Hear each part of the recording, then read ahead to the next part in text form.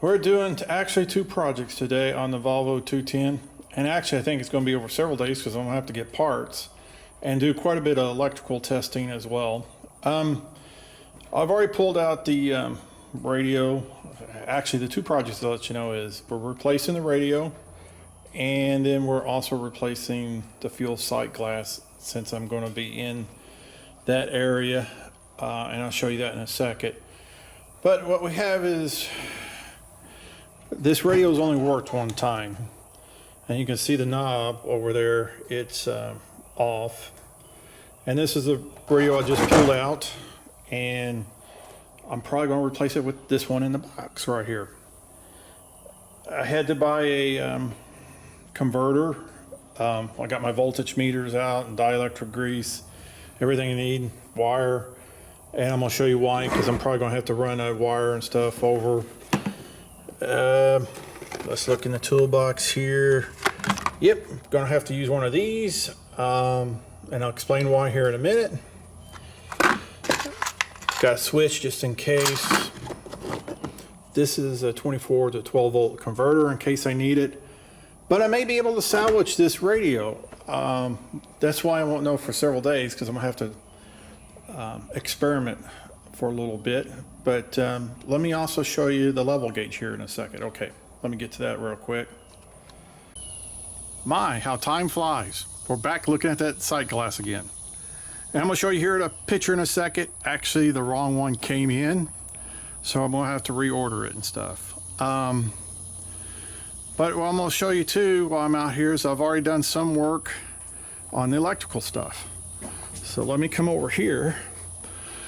And by the way, there was a component, I'm going to show you the wire diagram here in a second, called FC03, and I'll show you some pictures that took me forever to find, and Volvo took a week to find for me,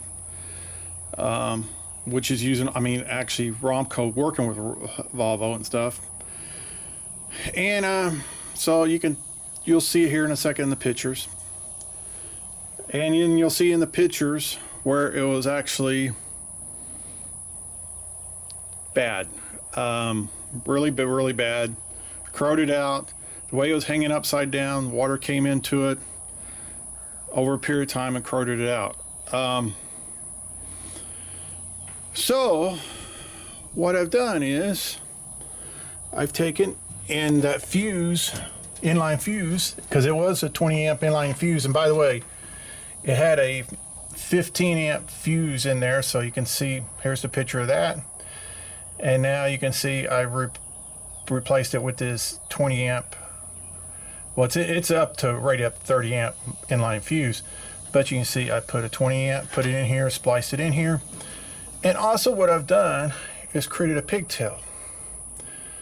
That's for the radio. If this converter, which is in this box right here, doesn't work, but this fuse is upstream of that, so the converter may work. So what I'm gonna have to do later on is get in here and test it out back in the cab, and so that converter may work, so I don't have to replace it with my new converter I just showed you a few days ago. So yeah, I'll get to that shortly, but right now what I'm gonna do is replace this sight glass. So let me get set up and get going. Hey, it's going to be an experiment, because I think I got the fuel tank down low enough where I'm not going to have any leakage, but you never know. Of course I'm going to vent it too up there. I'm going to vent it with the cap. So let's get to that right now. I'll put this camera on the tripod, so give me a minute. Okay, we're back again, and as you can see, hopefully you can see, yep, you can see this much better, correct size. So let's pull the caps off this thing. It's got the O-rings, good, perfect.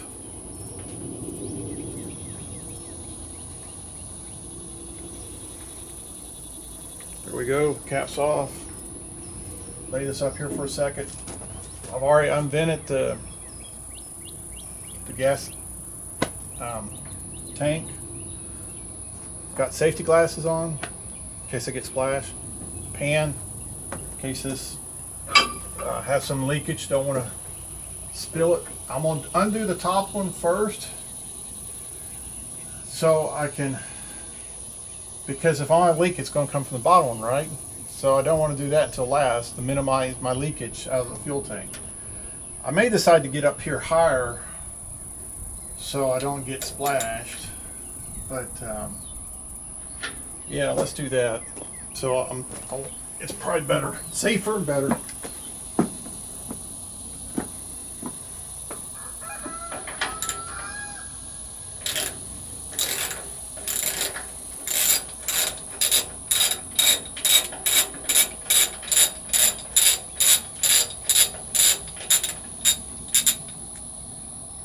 This looks a little bit longer. Watch, this is not the right size.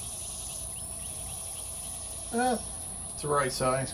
Corroded a little bit.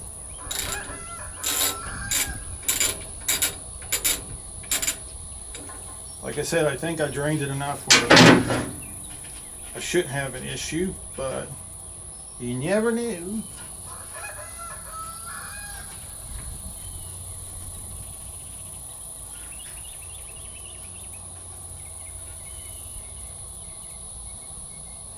Perfect.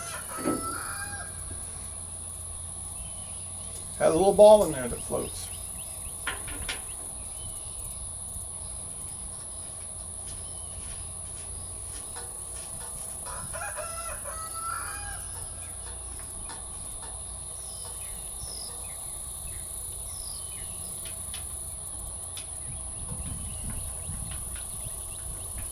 You know what?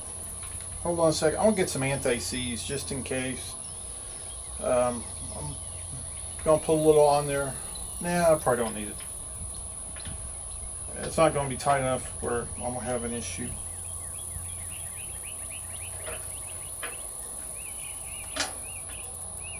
I was gonna be short there for a second, but it's on.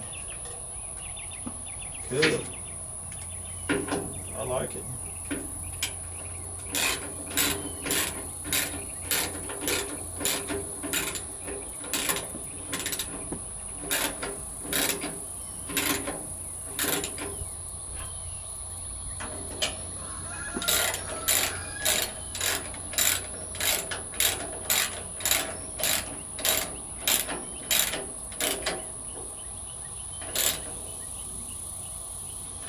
Okay, let's get down from here.